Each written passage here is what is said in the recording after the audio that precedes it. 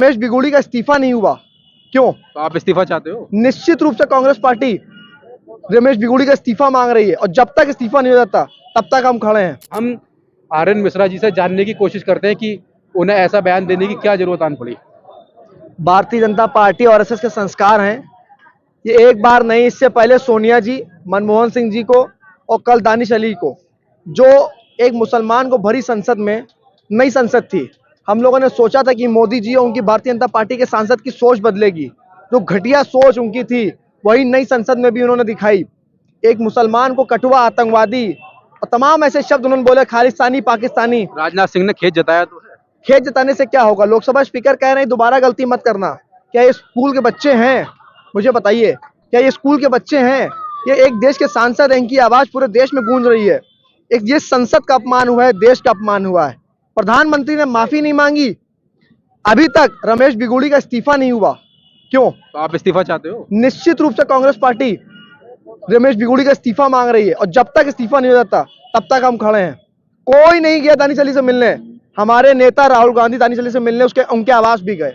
आज मुख्तार अब्बास नकवी ने बयान दिया कि ये तो एक मिली भगत थी। जो मिली भगत तो मैं फिर भी कह रहा हूं, सिर्फ बसपा के सांसद को क्यों कहा आपने? क्योंकि बसपा भारतीय जनता पार्टी से मिल चुकी है।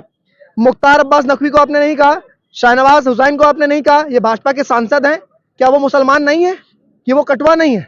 मुझे बताइए, ये बताना पड़ेगा रमेश बिगुड़ी को कि शाहनवाज हुसैन को आपने क्यों नहीं कहा, मुख्तार अब्बास नकवी को क्यों नहीं कहा।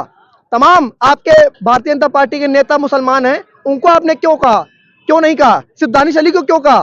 क्योंकि बसपा के हैं वो, इसलिए आपने कहा। आप देश का माहौल बिगाड़ रहे हो, हिंदू मुसलमान कर रहे हो। आप एक तरफ कहते हो कि बसपा और भाजपा मिले हुए हैं, निश्चित रूप से मिले हुए हैं, और एक दूसरे लीजिए, सिर्फ दानिश अली को क्यों कहा? मैं ये भी तो कह रहा हूँ, आजम खान को आपने नहीं कहा, नसीबुद्दीन सिद्दीकी को नहीं कहा, शाहनवाज हुसैन को नहीं कहा, मुख्तार अब्बास नकवी को नहीं कहा, सिर्फ दानिश अली क्यों? क्योंकि बसपा के सांसद हैं। तो आपको क्या लगता है इसके पीछे क्या कारण है? इसके पीछे कारण है कि चुनाव को डाइवर्ट करना, हिंदू मुसलमान को आपस में लड़ाना।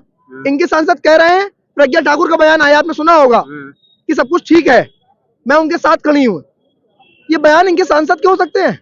ये मोदी जी के संस्कार हैं, ये आरएसएस के संस्कार हैं। रात में नफरत फैलाओ और सुबह जाके संसद में वही चीज बोल दो। जिस तरह रविशंकर प्रसाद और हर्षवर्धन सिंह जी पीछे बैठकर हंस रहे थे। रविशंकर प्रसाद तो बेशरम हो चुके हैं। बेशरम मैं शब्द यूज कर रहा हूं क्योंकि वो पीछे बैठ के हंसते हैं। एक सांसद ऐसे वर्ड का इस्तेमाल करता है, उसके पीछे बैठ के हंसते हैं। आप प्रवक्ता हो, भारतीय जनता पार्टी के वरिष्ठ नेता हो, आप उनको रोकने का कार्य करते हैं। फिर राजनाथ सिंह जी आते हैं, निंदा करते हैं, उनको तो निंदा मंत्री हम लोग कहते ही हैं। निंदा मंत्री, उसका कारण बता दे रहा हूं मैं।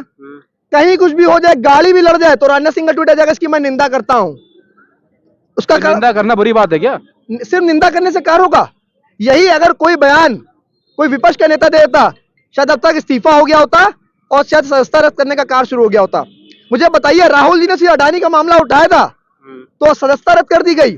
एक मुसलमान को अगर हम संसद में, राहुल जी की सदस्यता अडानी के ऊपर रद्द करी गई थी, मोदी को गाली देने की। मोदी गाली नहीं, उन्होंने अडानी पे क्वेश्चन किए थे। मोदी को पेट में जो जलन, जो उनके चूहे कूदने लगे थे कि कैसे मेरे मित्र पर ऐसे सवाल कर दिए कि मैं तो फायदा बचा रहा 24 घंटे, आपने कैसे सवाल खड़ा कर दिया। प्रधानमंत्री को माफी मांगनी चाहिए, रमेश बिगुड़ी का इस्तीफा होना चाहिए। इस्तीफा होना चाहिए निश्चित रूप से, बिना इस्तीफा कोई मंजूर नहीं। जैसे लोकसभा के स्पीकर ने उनको चेतावनी देकर छोड़ दिया। चेतावनी से क्या होता है? आज नहीं रोकोगे कल कोई और सांसद बोलेगा। जैसे एक होती है चीजें, अगर कोई चीज आज नहीं रोकी गई तो चीजें बढ़ती जाती है, वही ये चीज है। एक सवाल ये भी है कि जैसे रात आईटी सेल ने भाजपा के ट्विटर पर आई सपोर्ट रमेश बिगुड़ी चलाया है, लगभग उस पर 50,000 ट्वीट हुआ है। फिर कह रहा हूँ कि ये शब्द रमेश बिगुड़ी के हैं, लेकिन सोच और मानसिकता नरेंद्र मोदी की है। नरेंद्र मोदी की है। निश्चित रूप से अपने सांसदों को जब यही सिखाओगे, नफरत फैलाओ, तो वो फैला रहे नफरत। वही हैशटैग चलवा रहे हैं। मैं तो रमेश बिगुड़ी की गलती मानता ही नहीं हूँ, नरेंद्र मोदी की गलती है। आपने संस्कार अपने सांसद को ऐसे दिए हैं। आप मुझे बताइए, कोई भी नेता ऐसा बोलता है क्या? भरी संसद में, नई संसद थी, उसकी गरिमा को गिराया है। ये हिंदुस्तान का अपमान है। एक तरफ बात करते हैं इंडिया और भारत, जिस तरह और दूसरी तरफ अपमान करते हैं। जिस तरह से भाजपा समर्थक ये कह रहे हैं कि इस बयान, इस शब्दों को निकलवाने के लिए दानिश अली ने उकसाया था, तो आपको क्या लगता है दानिश अली ने उकसाया था? छोटे बच्चे हैं क्या? अगर दानिश अली कहते गोली मार तो गोली मार देंगे क्या? स्कूल के बच्चे हैं कि सांसद हैं? अगर इतने पढ़े लिखे नहीं तो इस्तीफा देने का कार्य करें। संसद में क्यों बैठे हैं भाई कि जो सामने वाला कह देगा वो उत्साह हो जाएंगे, वो मार देंगे? मतलब दानिश अली कहेंगे कि उत्साह हो, मुझे कहो, मुझे गाली दो, एक बयान देने से पहले शर्म नहीं आती क्या आपको? दानिश अली कांग्रेस ज्वाइन करेंगे?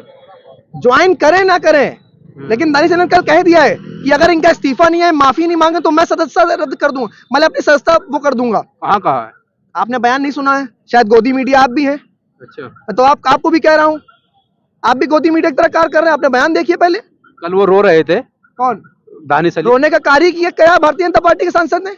एक मुसलमान इमोशनल कार्ड खेल रहे हैं।